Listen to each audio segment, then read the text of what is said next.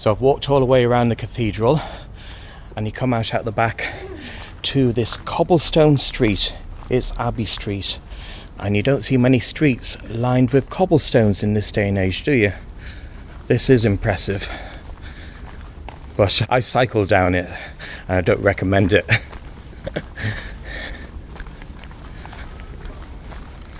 And I think we're on Abbey Square now, if I'm not mistaken.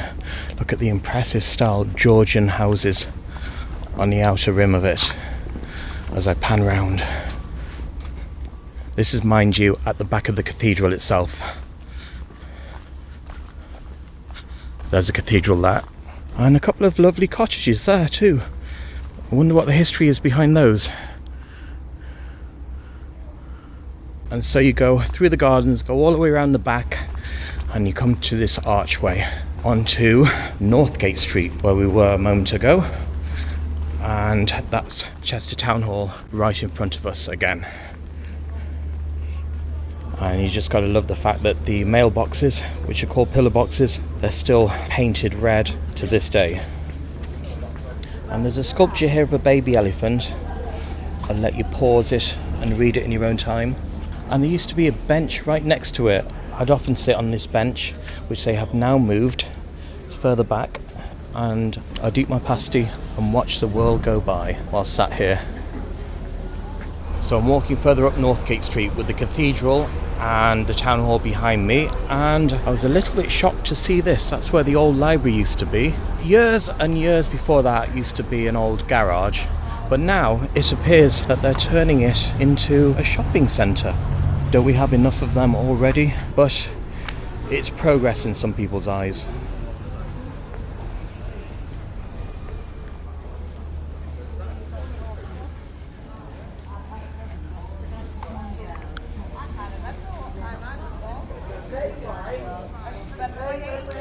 And they still have the red phone booths. They're few and far between in this day and age, but I believe there's still a handful in Chester. And let's have a look inside one of them. I believe that these phones take cards these days, so they're moving with the times. Does it work? Don't know if it works or not. Didn't hear any tone or anything on it, so maybe you have to put the money in first. Initial fee of 60p. The England flag outside the town hall. Come on, England! That's why I love free chip samples from Blackstocks, which is just over there. So I'm going to try a couple of these fine chips and give you my opinion on them. What awards have you won? Well, I haven't actually started with Blackstocks yet. For another couple of weeks. They've won an award for best fish and chips. Right. And I must say, I've just tried them, but that sample, delicious. Very nice. So I'd recommend it. Located there. So it's just over there, folks, just to the left of the town hall. Yep, thank you very much. You. What's your name, by the way? Irene. Irene. Well, thank you, Irene. Okay, bye. Bye. Okay. Great deal there. Only $6.25 for some national award-winning fish and chips from Blackstocks. And going back down Northgate Street, it's starting to come a bit more alive. More buskers are out.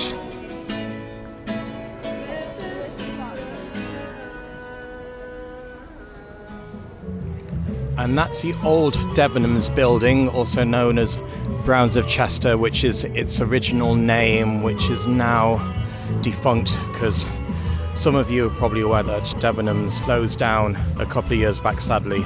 And it was a great department store. See another busker out there? Just there in front of us.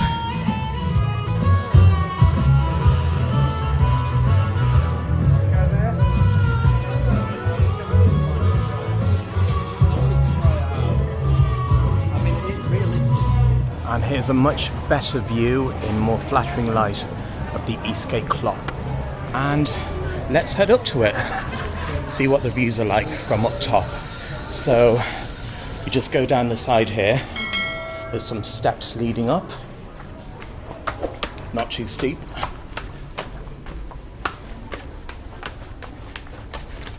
Maybe 20 or so with that. And we are actually now on the city walls itself. So most of it is of Saxon origin, with maybe a third of it Roman. And here it is, the Eastgate clock. Up front and personal, as close as I can get to it. And it has 4 faces, and each face is telling the same time, obviously. I will look down at the views below. That's looking down towards Eastgate Street, and then it's Foregate Street further down. And on the other side, we have the rest of Eastgate Street looking towards the cross, and beyond that is Watergate Street. And so as we leave the clock, there are some steps on the other side. So there are 2 ways on either side of the bridge to get to it. So here are the steps heading down. Easy enough onto Eastgate Street.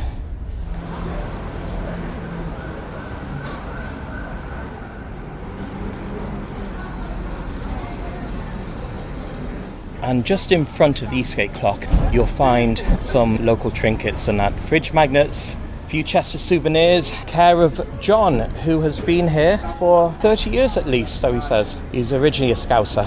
He's allowed to be here.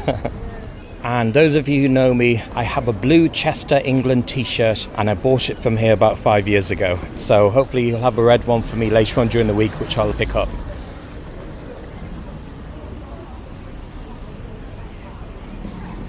The Chester City Walls surrounds the inner city. It's around 2 miles in circumference, and it's of both Roman and Saxon origin. Most of it is of Saxon. And because we've got such a gorgeous day, I think the temperature's reached maybe 28 now. Hard to believe. And we're coming to the middle of September. And just to the left here, it's a lovely green. I've actually witnessed cricket matches being played here when I was a lot younger. And just down to my right, from the city walls itself, you have the Shropshire Union Canal.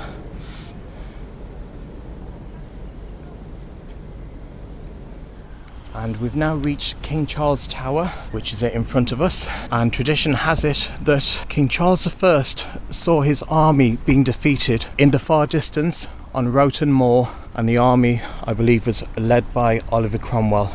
So we can't get to the top of it at the moment, but it would have been maybe somewhere in that direction, which you can't see anymore because of the urban developments in front of us.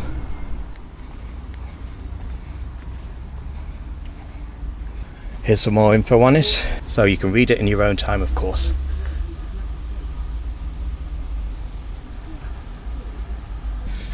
And no, wait, actually, the steps have opened up. There were some people on here before, but I didn't want to interrupt them. We can go as far as possible to the door of the tower and maybe get a better view of the tragedy which King Charles saw. Not quite, but you can see further, and you can actually look down to the Shropshire Union Canal below. And we're going to be naughty. We're going to see if we can peek through the window inside the tower. From what I can see, it's a little bit bare, but at least it's something.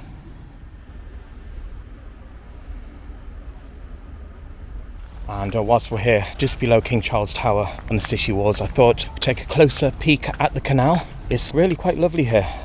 They've really done it up of late, and a few barges berthed up or parked up, or whatever you want to call it, whatever the term is, I'm not 100% sure. And here's some info left by Canal and River Trust, and a little map at the bottom. And that's Cow Lane Bridge in front of us.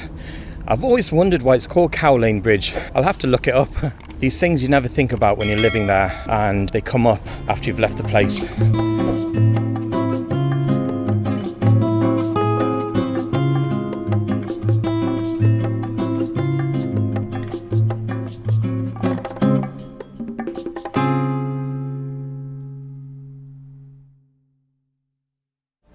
Hello, my name is Princess Tasnim. I'm 8 years old. I'm happy to see my uncle after 2 years. Oh, isn't that sweet, people? Here she is. Introduce you all to Princess Tasnim. Have a good evening, everyone. Bye.